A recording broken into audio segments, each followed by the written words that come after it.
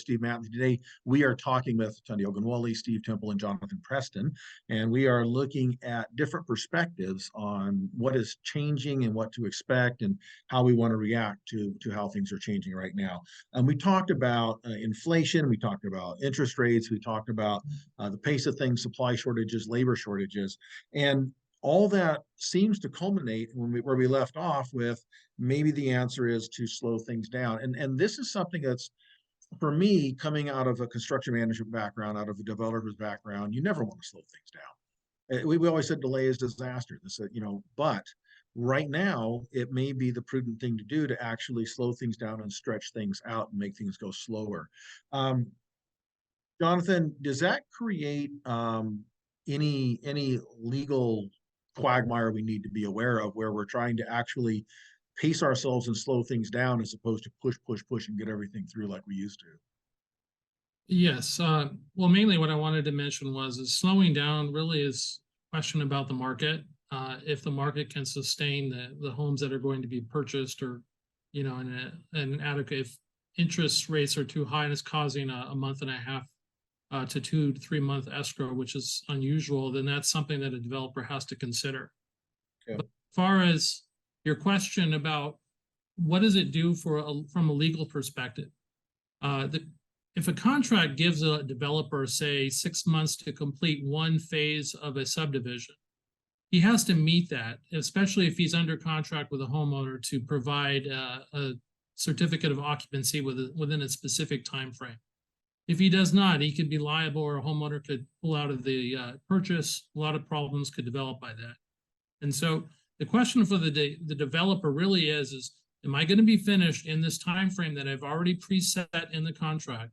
And will the city work with me adequately to make sure that I can get my inspections done, get this home finished, and get an occupancy permit on time so that I can enter into escrow and close this appropriately? And what I see is that developers are skittish on this, and they want additional time. So what a 6-month construction project now turns into 1 year. Even backyard projects used to take just 3 months. I've seen them going over a year to complete a swimming pool, which is ridiculous, but this is a common occurrence nowadays. And it's unfortunate, but homeowners can either decide to be patient, or they can try and pull out, which is rare, but that does happen. So it's just a difficult thing for a developer to foresee the future on how this project's going to go down.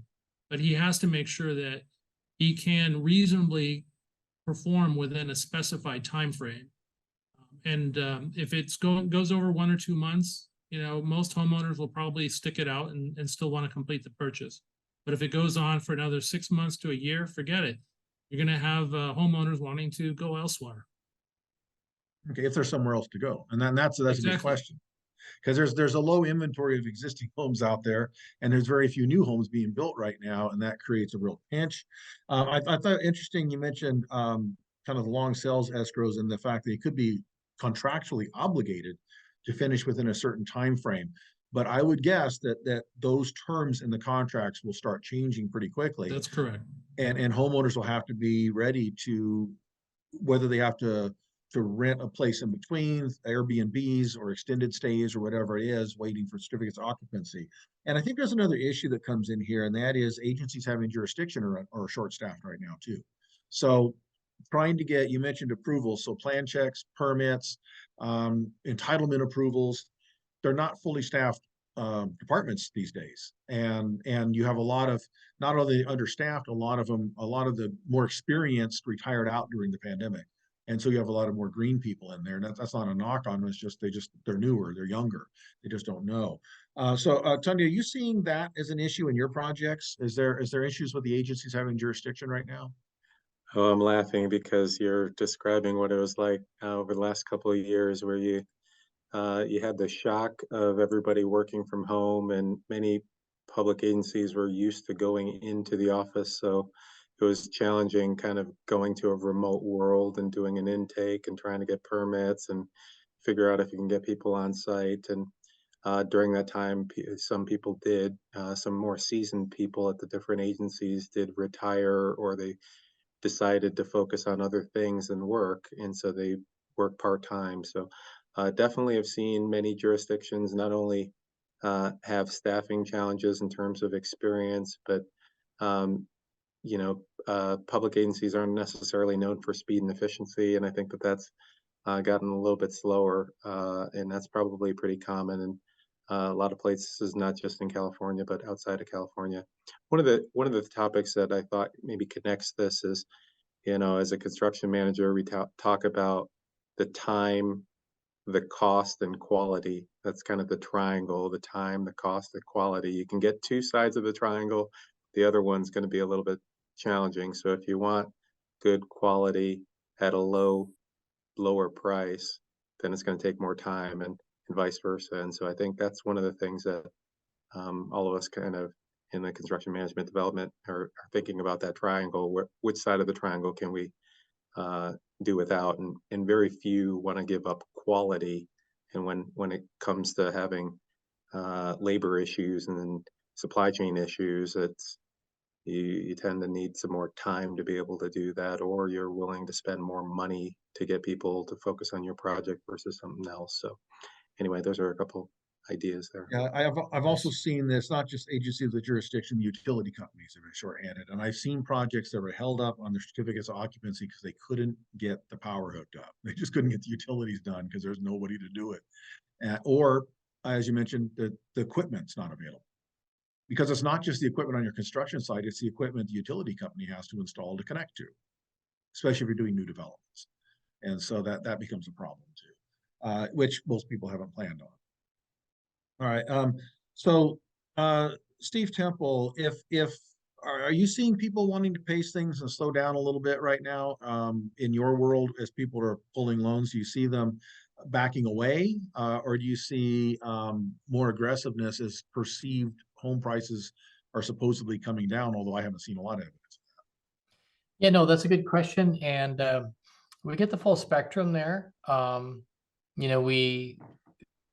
We're probably seeing more of cautiousness. Some people talk to their friends and family, and they say, "Oh no, wait, the crash is coming," and so I think a lot of people just don't have all the right information. It's good to be cautious, but I certainly don't see a 2008 happening. It's for very different reasons. Back then, there was abundance of homes. We still have a shortage of homes nationwide, especially here in California. And the business has slowed down, certainly, but it's not a 10-month supply of homes. It's gone from several days of homes 7 months ago to maybe 4 or 5 months. That's sort of a normal marketplace, actually, for the supply of homes and how long it takes to sell a typical Usually about home. 6-month market is kind of normal, I think, isn't it? Yeah, exactly. And they say that 6 months is really the mark when it becomes goes from a seller's market to a buyer's market, and we're shifting. We're sort of balanced right now, and it's really a good time for buyers to buy, because especially over the last 2 years, you can put in offers, maybe 20 other offers. You're competing with all these other offers and cash, and just a struggle to get your offer accepted. Now you've got a little time. You can look. There's some great homes on the marketplace right now. Great time to buy.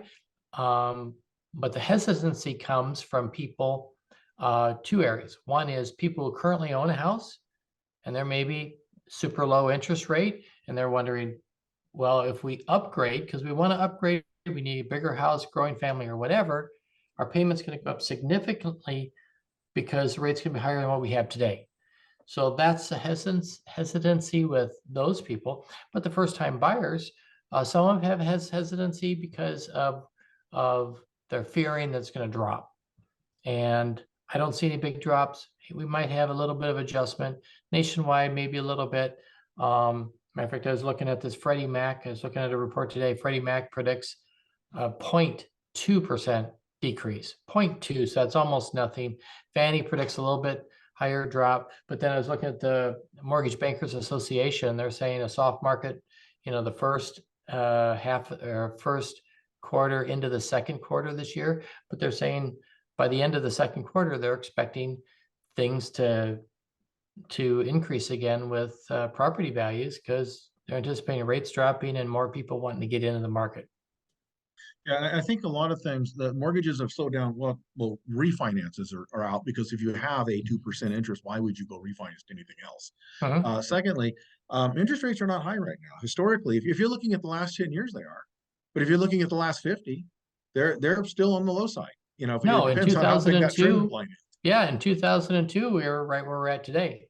Yeah, exactly. So it depends how long you want to stretch that trend line out to. And then we also have to always remember clickbait headlines are not necessarily all that accurate because that's what sells. That's what sells papers and social media clicks and those type of things is the astounding headlines. So we have to keep that in mind. And I think you're right. There's still historic shortage of inventory out there, and we're not really building anything. And with that not changing, the population keeps growing. We still need a place to live. And I think you're right. Now, I would also say that because people don't may be hesitant to sell the place they're in now and buy a new one because it would change the loan, that means the tendency may be to add on, do some construction, but then we run into the problems we've talked about with Tunde already, which is we don't have supplies and we don't have labor, and that's a problem too. And that's a So- real problem, if I can add. I just sat down this last Saturday, some clients of ours up in Simi Valley, we've known for a long time. And same thing, they wanted to get a larger home, some place that they could bring mom in to live with them. And they just realized, nah, you know, we've got such a great deal on our jumbo loan right now. We don't want to do that, but how about add on a second mortgage or whatever to create the funds to fund that. And I learned from them that up there it's impossible for permitting. He says it will take 2 years up there. They can't get a contractor to call them back. And they've talked to other people and they say contractors come and they never come back. So there's a real challenge with that too. All right, we're going to have to go to a break, and we'll be coming back. We're going to wrap this up and get a final thought from everybody. This is Steve Matley, your host for Real Men of Real Estate. I'm with Jonathan Preston, Tunde Ogunwole, and Steve Tempel. We'll be right back after this.